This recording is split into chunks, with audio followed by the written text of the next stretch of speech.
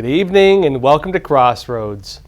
Another day, another agenda. This time it's about the climate, and now the establishment has been telling us for decades, you might remember, that we've been facing an environmental crisis. Pretty soon we're going to have a new ice age. Then we'll be underwater. Icebergs are going to be melting. Think about the polar bears. We were told the problem was aerosols burning a hole in the ozone layer.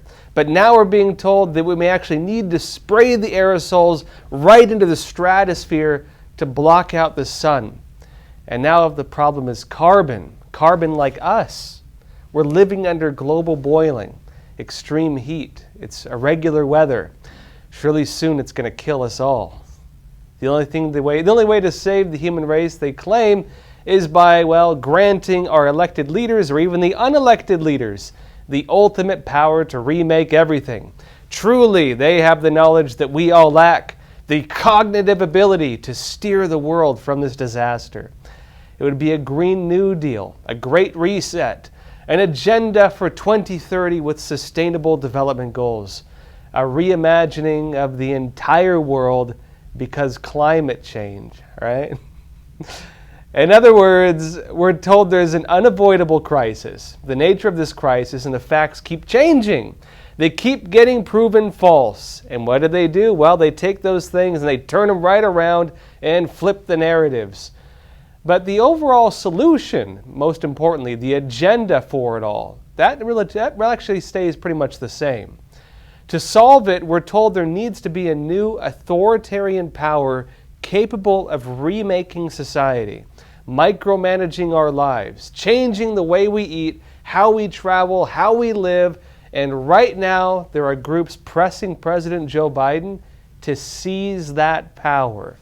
This is the National Climate Emergency.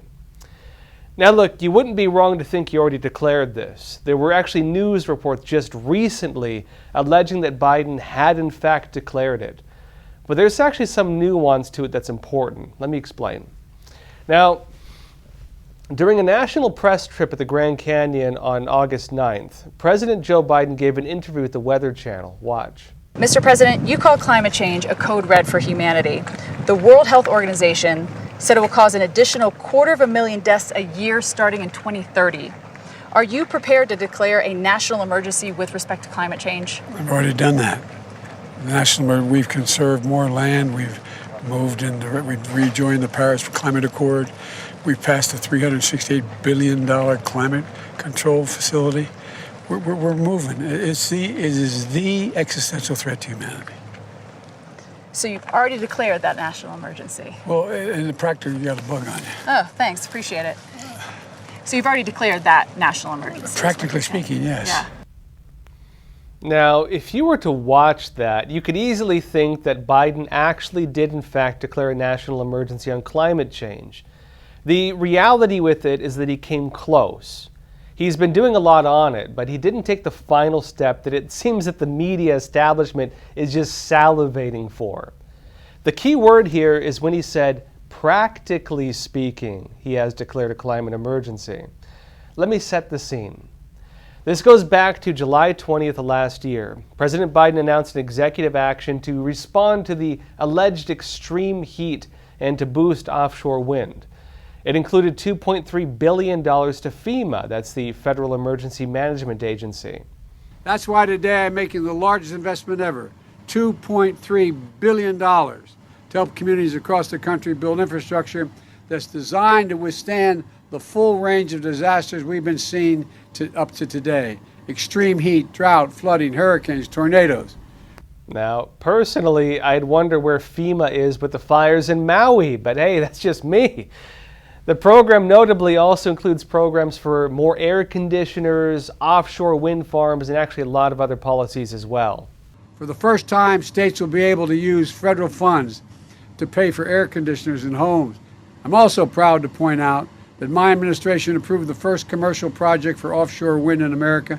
What was really interesting, though, was how the media establishment reacted to it. When they were gearing up for Biden's big announcement, they played it hard. The Washington Post had said before this that Biden was considering an emergency declaration on the climate Democrats were calling for it. New York Times even alleged that Biden's agenda on climate change, they said it had collapsed, and that he would then seek a more extreme option, notably to bypass Republicans in Congress. The narratives in other news outlets were actually pretty similar to that. And it looked like they were all hoping for an emergency declaration. Now, the backdrop for that expected declaration came a week before. Biden was pushing to enact his domestic agenda on climate change. Closed discussions had been heated. Democrats looked like they had the votes, and they were planning to throw out the filibuster to pass the agenda without needing a single Republican. But then something unexpected happened. Senator Joe Manchin, a Democrat, backed out, although notably he later reversed course. But that loss of that single vote meant they could not push it through. And so they turned to the next prospect, an emergency declaration. And they said this would give the Biden administration the power to enact the agenda. But interestingly, Biden's executive action ended up not doing that. I mean, not quite at least. And the disappointment among the establishment was palpable. Biden's executive action was followed by the so-called Inflation Reduction Act. Let me explain that. It was just a couple months later in August. It was passed under the label of reducing inflation. In reality, what did it do? It gave around $375 billion to programs on climate change and energy. This covered the estimated $300 billion that would have been needed for Biden's Build Back Better agenda on clean energy. In other words, it was Build Back Better disguised as a bailout, essentially. Now, the journal Nature actually even reported on that. They said that this massive program managed to push through something they said, quote, might bring the United States within range of meeting its climate commitments. And it was even framed as the single largest thing that Congress had ever done on climate change. But get this, even that was not enough for the establishment. Now, after all this, a group of 8 Democrat senators issued a public letter to Biden. This was October 4th, 2022.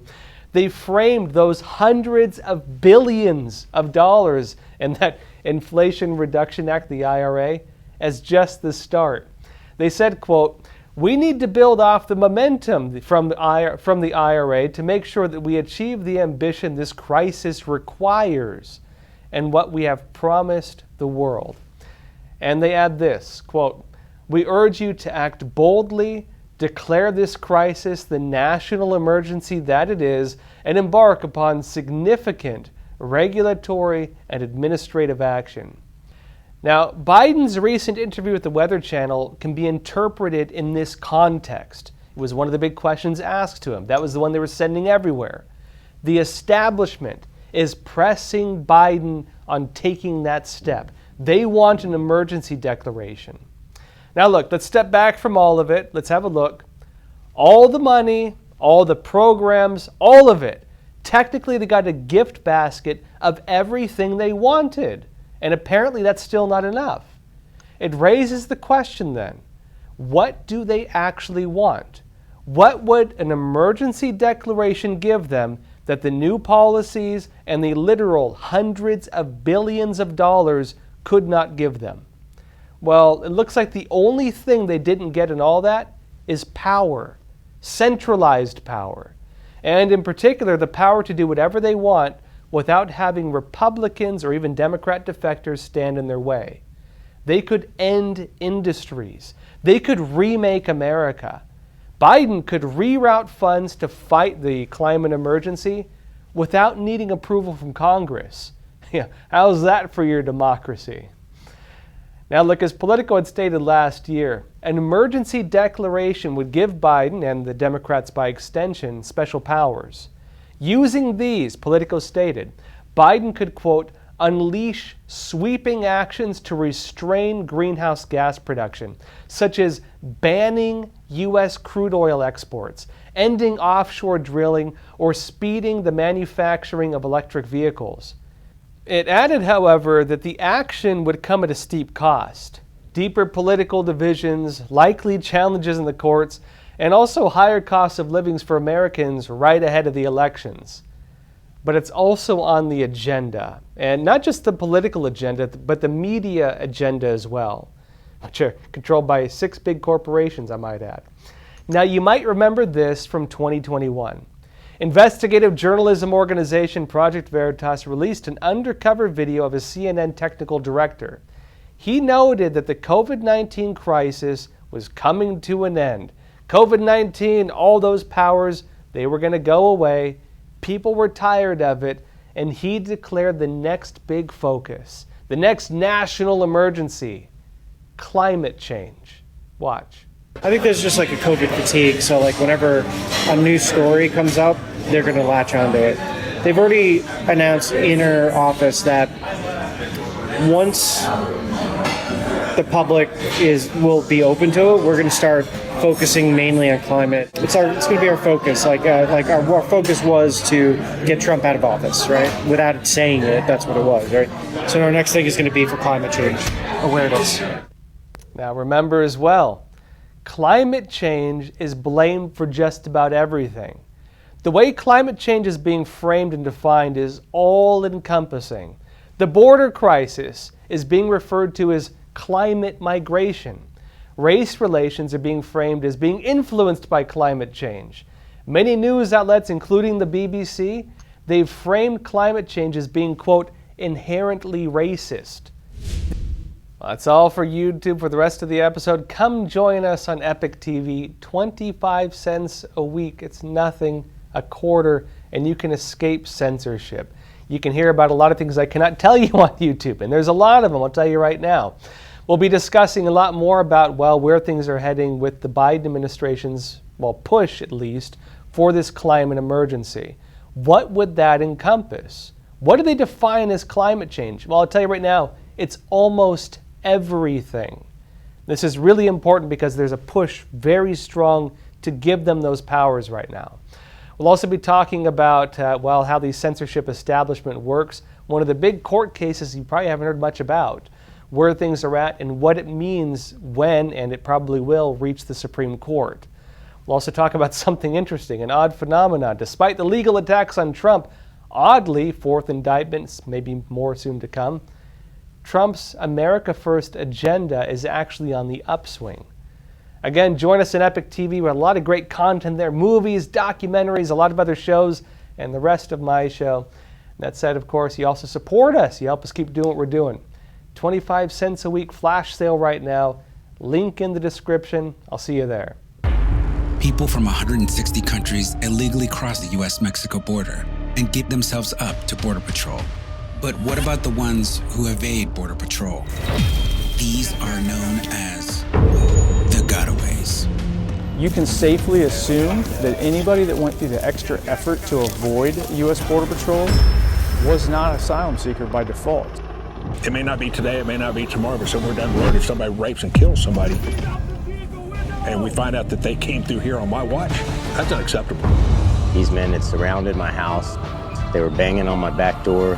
They were banging on my front door. You can't understand it unless you're out here seeing it every day. 21 dead bodies on the property. Code 3 response. Is it wrong to ask people to come to your front door of your home?